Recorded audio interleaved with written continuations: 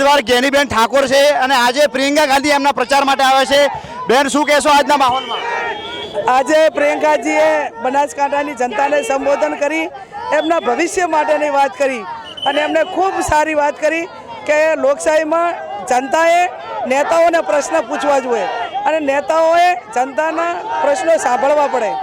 આ દેશનો વડાપ્રધાન સેવક હોય છે, કોઈ સાહેબીમાં નહીં, અને ભૂતપૂર્વ વડાપ્રધાનો લોકોના ઘર સુધી પહોંચતા, એમની વાત જાણતા અને એમના માટે કામ કરતા।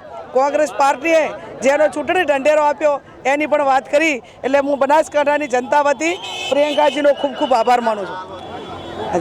બેન મારો તમને સવાલ છે કે ખાસ કરીને આ બે સમાજોનું અહીંયા આગળ પ્રભુત્વ છે, ચૌધરી સમાજ ઠાકોર સમાજને કાંટાની ટક્કર પણ મનાય છે, હાઈ વોલ્ટેજ બેઠક છે, તમે શું કહેશો એ બાબતમાં? હું કોઈ સમાજ વચ્ચેની ચૂંટણી નથી માનતી। આ ચૂંટણી એ બનાસકાંઠાની જનતા લડે છે અને જનતા વોટે આપે નોટે આપે। આ ગુજરાતની અંદર એક એવી ચૂંટણી છે કે જે લોકો લડતા હોય, એટલે બનાસકાંઠાની જનતાના આશીર્વાદ અમારી હાથે। આજના માહોલમાં તમે શું કહેશો? Thank you.